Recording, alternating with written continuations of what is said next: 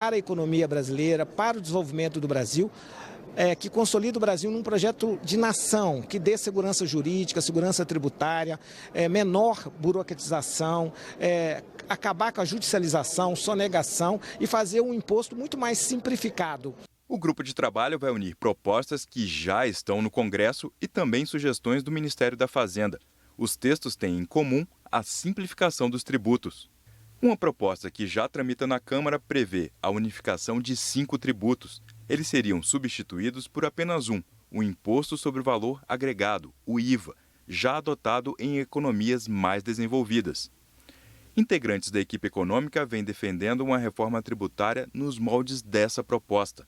Já o Senado analisa um texto que prevê a extinção de 9 tributos e substitui por apenas 2.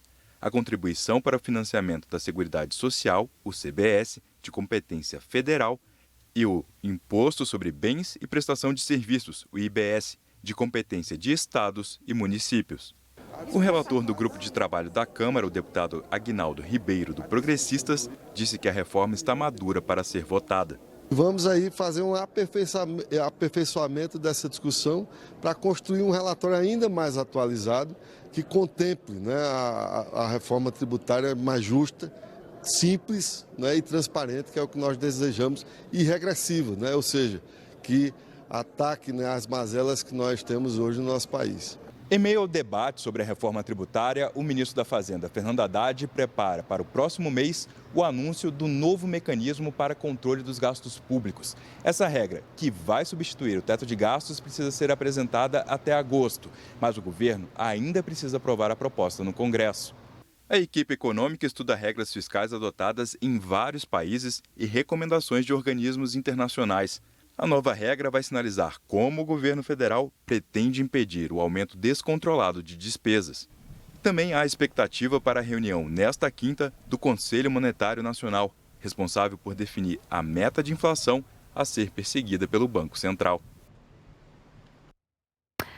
Gente, morar de aluguel tem pesado no bolso dos inquilinos. Pela segunda vez consecutiva, o preço do aluguel residencial registrou alta, segundo o índice FIPE-ZAP+. De dezembro para janeiro, a alta foi de 1,2%, uma taxa acima da inflação no período. Marcos Vinícius Anjos traz os detalhes para a gente, talvez de um dos lugares onde o aluguel seja mais caro no país, que é o Rio de Janeiro, né, Marcos? Bom dia para você. Exatamente, Cecília. Muito bom dia para você também, bom dia a todos. A gente vai falar inclusive sobre isso, né? O preço do aluguel nas capitais. Mas antes, só explicando para o pessoal de casa, esses dados fazem parte então do levantamento mensal feito pelo FIPE-ZAP. FIPE-ZAP+, né, que é o nome do índice calculado pela FIPE, a Fundação Instituto de Pesquisas Econômicas, em parceria com o portal Zap Imóveis. E aí, como você já adiantou, a aceleração de dezembro para janeiro foi de 1,21%, uma variação acima da inflação nesse mesmo período, que foi de 0,53%. Em dezembro, o índice havia registrado uma aceleração de 0,88%. A gente conversou, inclusive, com o coordenador do índice, o Alisson Oliveira, e ele explicou o seguinte, que o índice de locação, o índice do aluguel, vinha desacelerando, vinha apresentando uma tendência de queda desde maio do ano passado. Só que aí, em dezembro, essa tendência foi revertida, ou seja, passou a subir. E aí, segundo ele, o principal motivo para esse aumento é a taxa de juros, que acaba reduzindo a capacidade de compra das famílias e, com isso, acaba aumentando também a demanda pelo aluguel. Essa análise, calculada pelo FIPE-ZAP, é feita considerando anúncios para novos aluguéis e não incorpora a correção dos aluguéis vigentes, uma vez que os valores são reajustados periodicamente de acordo com o especificado em contrato. O índice observa os preços dos aluguéis de imóveis residenciais em 25 cidades brasileiras e aí eu vou apresentar para vocês alguns destaques aqui em relação às capitais. As capitais que apresentaram maior alta de dezembro para janeiro foram Goiânia, uma alta de 13,2%, Florianópolis, uma alta de 2% e Fortaleza, uma alta de 1,94%. A Cecília comentou agora há pouco sobre o Rio de Janeiro. Sem dúvida, é um dos aluguéis mais caros aqui do país, né? Rio de Janeiro e São Paulo são as duas capitais que normalmente aparecem na ponta, no topo, quando a gente fala em preço de aluguel. Mas normalmente essas cidades não aparecem no topo quando a gente fala fala do aumento do preço do aluguel. Por quê? Como o aluguel por aqui já é muito caro, então normalmente essas cidades não costumam registrar um aumento muito grande. A gente costuma ver, por exemplo, cidades da região centro-oeste ou algumas cidades, por exemplo, da região sul, como é o caso de Florianópolis, liderando esses rankings. Por isso que o Rio de Janeiro e São Paulo normalmente não aparecem no ranking do aumento. Como eu já falei para você de casa, houve uma alta, né, de janeiro para dezembro. Agora, quando a gente fala dos últimos 12 meses, se a gente for analisar janeiro do ano passado com janeiro desse ano, aí a alta acumulada nos preços dos aluguéis foi de 16,7%, considerando, portanto, os resultados mensais encerrados em janeiro desse ano. O percentual também supera a inflação acumulada, que foi de 5,7%. Claro que esse assunto merece a nossa atenção, né? A gente está falando aí de preços dos aluguéis, né? Tudo mais caro. E aí, quando o preço do aluguel aumenta, para muitas famílias acaba sendo um problema, né? Uma dor de cabeça a mais. Vamos ficar de olho nesse assunto, Cecília. Qualquer novidade, a gente volta ao vivo aqui na Globo News. Vamos, porque a gente sabe que também comprar casa própria não está simples. Obrigada, Marcos. Vamos falar agora da ofensiva do governo contra o garimpo ilegal na Amazônia. A Polícia Federal fez uma operação ontem mirando outras regiões, além da reserva Yanomami, onde a crise humanitária é mais aguda no momento. A operação da PF contou com o apoio da Receita Federal e do Ministério Público Federal. No Pará, um casal de empresários foi preso. E em São Paulo, um terceiro suspeito ainda está foragido. Eles são acusados de participar de um esquema de comercialização de ouro extraído ilegalmente da Amazônia. Além dos 3 mandados de prisão, a Polícia Federal cumpriu outros 27 de busca e apreensão em 7 estados e no Distrito Federal. A Justiça também determinou o sequestro de 2 bilhões de reais dos investigados. Segundo a polícia, nos últimos 3 anos, a organização criminosa teria movimentado mais de 4 bilhões de reais com a compra e venda de pelo menos 13 toneladas de ouro clandestino. As investigações também apontam que esse ouro vem sendo extraído de cidades como Itaituba, Jacareacanga, Santarém e Novo Progresso, regiões do Pará em que as terras indígenas e unidades de conservação estão sendo devastadas por criminosos. Só entre 2021 e junho de 2022, o estado do Pará foi responsável pela produção de mais de 10 toneladas de ouro ilegal. De acordo com a Polícia Federal, o esquema-alvo da operação começou com as chamadas empresas noteiras, que não têm permissão de lavra e só existem para emitir notas fiscais fraudulentas e dar uma aparência de legalidade ao ouro extraído de garimpos ilegais. O ouro, então, era vendido a outras 3 empresas intermediárias, de maior porte, que revendiam o ouro clandestino para uma exportadora com sede nos Estados Unidos. De lá, o ouro abastecia parte dos mercados europeu e asiático. Saber para onde está indo o nosso ouro é a grande questão. E, além do mais, não só o nosso grande bem, boa parte do bem, né, está saindo de forma ilegal, como está havendo lavagem de capitais na hora de sair do país. Né? Então, são prejuízos estratosféricos ao país. Aqui em Roraima, continuam as ações de combate ao garimpo ilegal na reserva Yanomami. A Polícia Rodoviária Federal apreendeu 4 toneladas de cassiterita, minério tão procurado por garimpeiros da região quanto o ouro. A carga de cassiterita foi encontrada em um depósito de Boa Vista. Um levantamento feito pela TV Globo revela que nos últimos 2 anos, Roraima exportou pelo menos 740 toneladas de cassiterita, mesmo sem ter nenhuma mina autorizada pela ANM, a Agência Nacional de Mineração. Enquanto isso, continuam as investigações a respeito de quem financia a atividade criminosa, apontada como a principal causa da crise humanitária dos Yanomami. A Justiça Federal negou o pedido de prisão contra o empresário Rodrigo Martins de Mello, conhecido como Rodrigo Cataratas. Segundo a PF, ele foi indiciado em 5 inquéritos, por lavagem de dinheiro, associação criminosa, crime ambiental, usurpação de matéria-prima da União, entre outros crimes. E por 5 vezes, a PF já tinha pedido a prisão de Cataratas à Justiça. Todos os pedidos haviam sido negados. E a Justiça negou mais um. Em nota, a defesa de Cataratas afirmou que os inquéritos da PF não conseguiram provar o envolvimento dele com o garimpo ilegal e que ele sempre atuou dentro da legalidade. Na semana passada, o Conselho Nacional de Justiça abriu investigação para apurar a atuação da Justiça Federal de Roraima na crise humanitária dos Yanomami. O CNJ identificou problemas de prestação jurisdicional em processos referentes ao garimpo ilegal e à proteção dos indígenas. Em meio a essa crise, uma notícia mais animadora. O Ministério da Saúde anunciou que 78% das crianças Yanomami internadas com quadro grave de desnutrição ganharam peso, o que representa 15 das 19 crianças que estão em tratamento. Elas têm de 6 meses a 5 anos e evoluíram para quadros moderados. Que bom. Agora presta atenção nesse alerta, gente. O Brasil continua secando. É isso mesmo, o país perdeu 1,5 milhão de hectares de superfície de água em 31 anos, segundo um estudo do MAP Biomas. E é sobre esse levantamento que a gente conversa agora com o Gabriel Prado, direto aqui de São Paulo. Gabriel, conta pra gente, bom dia para você. O que está causando essa redução toda?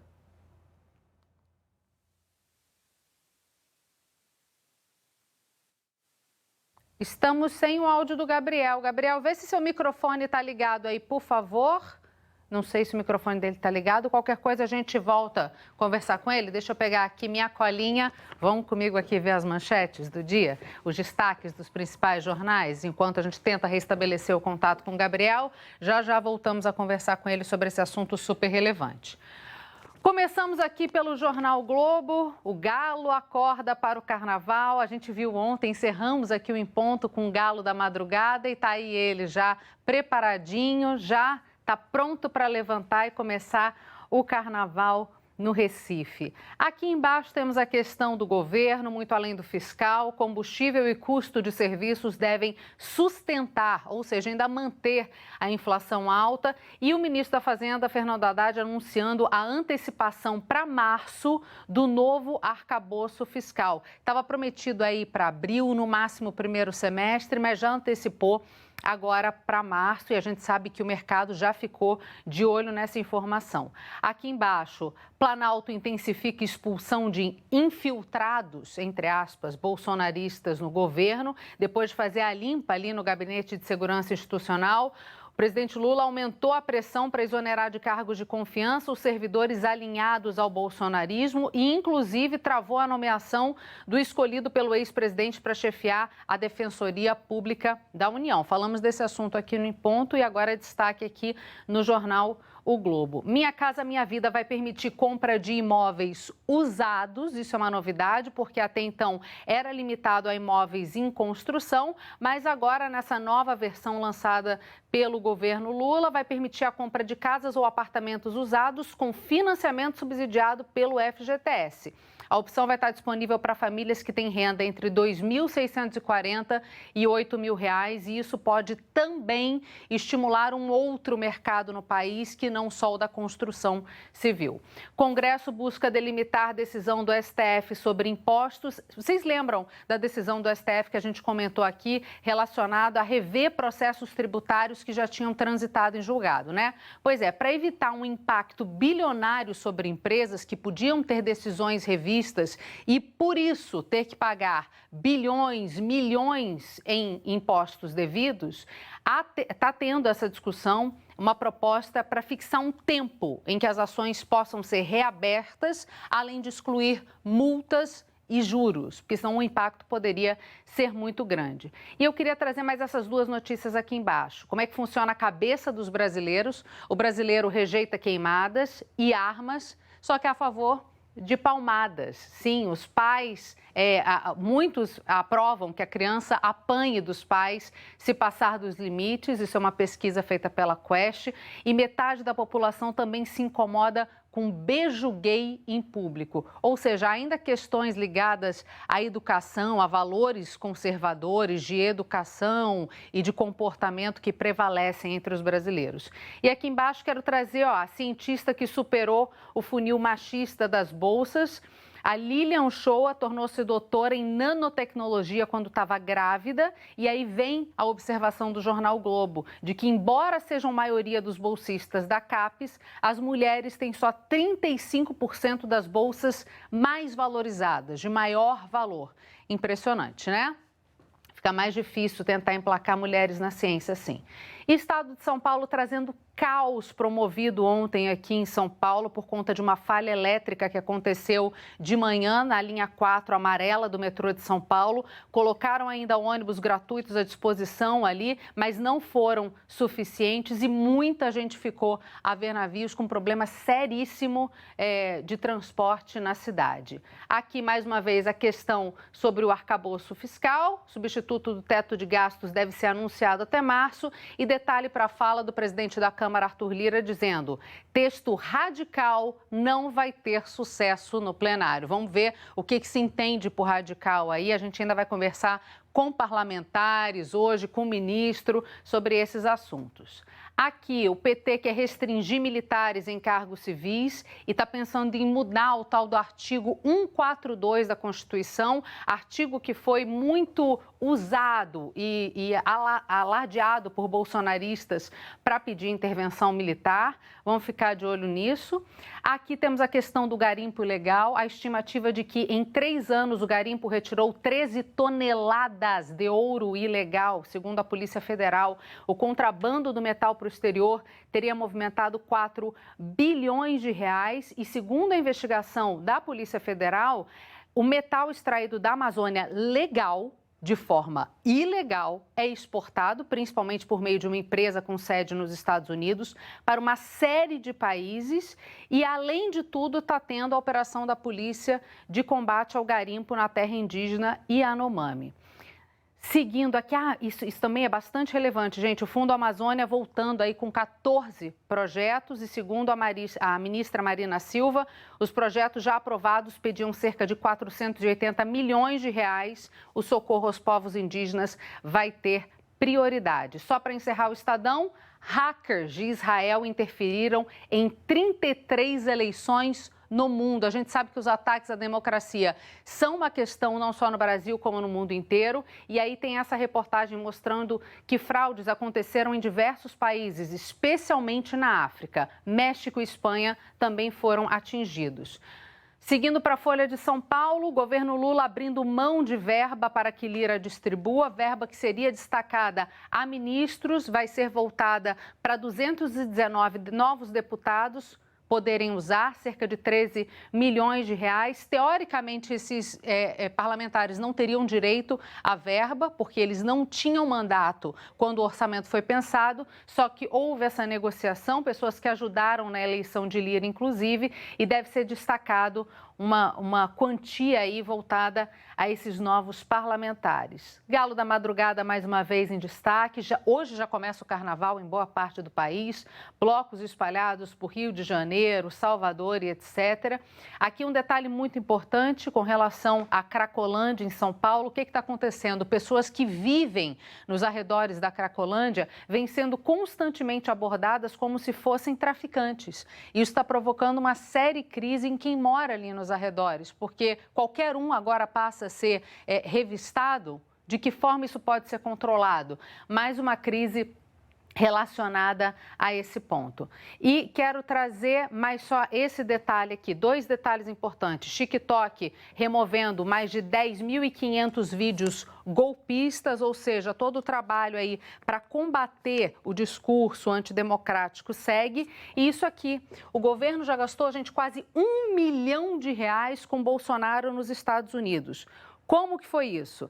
Mais de 660 mil foram gastos com diárias, hospedagens, aluguel de veículos e intérpretes para o presidente Bolsonaro quando ele ainda era presidente, entre 28 de dezembro e 31 de dezembro. Outros 270 mil foram pagos em diárias para assessores que ficaram com Bolsonaro depois que ele deixou a presidência. Lembrando que a lei permite que ex-presidentes mantenham 6 assessores remunerados pelo orçamento, além de 2 carros com motorista. Portanto, está trazendo essa quantia de quase 1 milhão gasto com o ex-presidente lá fora.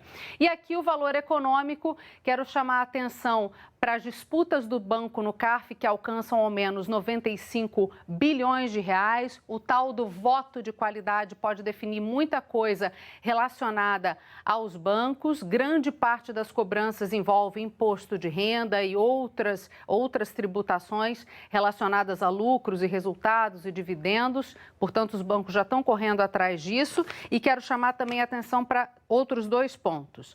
Regra fiscal, devendo limitar a alta do gasto. A gente falou sobre a regra fiscal, que pode ser votada em março. Pois bem, o valor ouviu aqui o secretário de Tesouro Nacional, o Rogério Seron, e ele disse que as despesas devem crescer menos do que a receita e isso vai estar previsto no novo arcabouço fiscal. E ele também disse que a volatilidade no mercado é ruim para a gestão da dívida, mas disse ser legítimo discutir metas de inflação. Não quer dizer que ela precise ser alterada, mas é legítimo discutir isso. E a gente estava falando sobre ouro, só para encerrar rapidamente, setor joalheiro aqui no Brasil já reconhece, admite o risco de uso de ouro ilegal. Quem disse foi Écio Moraes, diretor executivo do Instituto Brasileiro de Gemas e Metais Preciosos, dizendo: não vou ser hipócrita e dizer que não existe esse risco de utilização de ouro ilegal em joias aqui do Brasil. Também tem como destaque ali gripe aviária, que já a gente vai falar sobre esse assunto, inclusive com o ministro Carlos Fávaro aqui no Em Ponto. Fica de olho, gripe aviária está aqui nos países vizinhos. Será que chega no Brasil? O ministro diz que ainda não está e está tomando todas as precauções. Mas vamos retomar o contato com Gabriel Prado. Estava falando aqui para a gente sobre um estudo do MAP Biomas que aponta que o Brasil perdeu 1,5 milhão de hectares de superfície de água em 31 anos. E eu te perguntei, meu amigo, o que está provocando essa seca no Brasil? Oi, Cecília. Eu estava respondendo para você que são 2 fatores. O primeiro deles é o comportamento humano e o segundo são as condições climáticas, muitas delas provocadas pelo comportamento humano, né? São esses 2 fatores que fizeram com que o país perdesse 1,5 milhão de hectares de superfície de água. Isso equivale, Cecília, só para o nosso assinante ter uma dimensão, a 10 cidades de São Paulo, que é a maior da América Latina. Veja, para eu atravessar São Paulo de ponta a ponta, eu vou percorrer mais ou menos 100 quilômetros.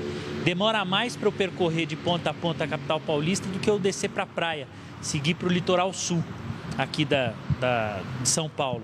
Então, é muita coisa que se perdeu de água em 31 anos, né? Desde 1991 para cá. Agora, quais foram as regiões mais impactadas pela perda de superfície de água? Vamos dar uma olhada na tela, na nossa arte. O Pantanal foi a região, o bioma que mais perdeu, com 81,7%, 4 vezes mais do que a Caatinga, com 19,1%. E depois a gente tem a Mata Atlântica com 5,7%. A gente fala de comportamento humano, né, Cecília? Lembra que nessa semana a gente teve uma participação no Em Ponto falando também de degradação do meio ambiente? E não tem jeito. Se não for por cada um de nós, quem que vai fazer pelo Brasil para mudar essa situação, né? Então, se você não reduzir, por exemplo, o tempo de um banho de 10 minutos para 6 ou 7 minutos, custa alguma coisa? Não custa. Lavar o carro com um balde d'água ou lavar seco, em vez de usar mangueira que gasta 8, 9 vezes mais. Então, esse tipo de comportamento são os comportamentos invisíveis, né? Que a gente tem preguiça ou negligencia, que acabam fazendo diferença lá na ponta, no longo prazo, como a gente vê nesse estudo depois de 31 anos. E a pergunta que fica é, mas se a gente continuar com esse comportamento que a gente tem, e se as condições climáticas continuarem adversas, não vai mais ter água disponível? Quem responde é o coordenador técnico do MAP Biomas. Vamos ouvi-lo. Tudo que é natural acaba sendo prejudicado, né? E como a gente já comentou, principalmente em função de um mau manejo, uma má preservação dos recursos hídricos associado a desmatamento e não cuidado de nascentes de rios, esse tipo de ação. Não diria que nesse momento a gente vai dizer a gente vai ficar sem água num cenário de curto prazo, mas o alerta está aí, está dado. Se a gente tem um alerta, né, que algo seja feito a respeito, inclusive por nós mesmos. Mas falando agora do oposto, de água e muita água, um temporal acompanhado de uma forte ventania atingiu São Paulo ontem. Uma árvore caiu no centro da capital. Carros alegóricos que estavam praticamente prontos para entrar na avenida no Carnaval foram danificados. O tronco destruiu o muro de uma casa. Os galhos atingiram 3 andares de um prédio residencial. 6 apartamentos foram danificados. Vários moradores tiveram as janelas quebradas. Ao lado do Sambódromo do Anhembi, na zona norte de São Paulo, 4 escolas do Grupo de Acesso 1 tiveram prejuízos. A Império da Casa Verde, do Grupo Especial, também foi atingida pela ventania. Os maiores danos foram nos carros alegóricos da Mocidade Unida da Moca. Os 3 primeiros foram danificados. O vento de até 77 km por hora fez um deles tombar. Peças de ferro foram retorcidas. Foi preciso um guindaste para desmontar a alegoria e levá-la de volta ao chão, onde novos reparos serão feitos. Outros 3 carros alegóricos da Escola Morro da Casa Verde também foram danificados. Se os reparos não forem feitos a tempo, a escola pode perder pontos durante o desfile.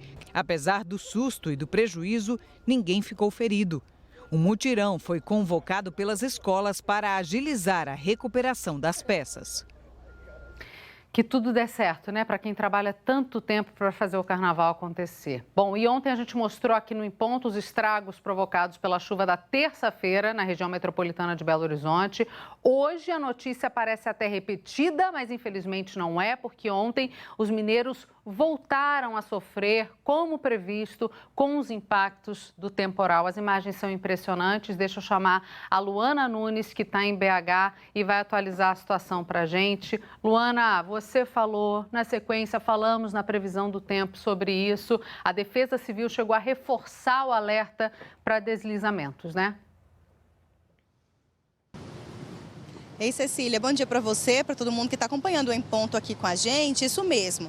E aí a Defesa Civil fez ontem um novo alerta que dura até amanhã sobre esse risco, né, de risco geológico aqui na região por causa dessa quantidade de chuva que está caindo aqui. Aqui agora eu estou na Avenida Vilarinho, que infelizmente é um ponto aqui de Belo Horizonte que toda vez que chove a gente pode vir porque sabe que vai ter alagamento. Agora a água aqui na região já baixou, só que ontem isso aqui era água pura, tá? Não tinha como ver asfalto, aqui virou realmente um rio. Vários carros foram arrastados aqui na região, né? Porque muita água, o carro boia e depois disso é arrastado. Ficou um barro aqui na via ainda, que agora vira poeira e aí traz também transtorno, né, para quem passa sempre por aqui. Tem muito lixo também aqui na região. Essa imagem que vocês estão vendo agora é uma espécie de piscinão que foi construído aqui na Avenida Vilarinho, justamente para comportar essa água que junta aqui na região. Então, o objetivo dessa obra seria que a água que fica acumulada aqui na região ficasse depositada para poder escoar. Só que não tem dado muito certo, viu? Essa obra foi entregue há pouco tempo e ela não está resolvendo o problema aqui da região, que seria, né, acabarem com esses alagamentos que acontecem aqui, só que infelizmente ainda não está dando certo. E aí tem também o quê? Muito lixo aqui que vem dessa água que sobe, né? Só que assim, a população também tem que ajudar, não jogar lixo no local que não é certo, colocar o lixo para fora de casa, ali bem pertinho da hora que os coletores passam, justamente para que, se chover forte, esse lixo ele não seja arrastado, né, pela enxurrada. Além desse local aqui, vários pontos em Belo Horizonte também registraram alagamentos durante esse temporal de ontem. O nosso repórter cinematográfico, Rodrigo Barraza, fez uma ronda pelos principais pontos que, infelizmente, a gente sabe que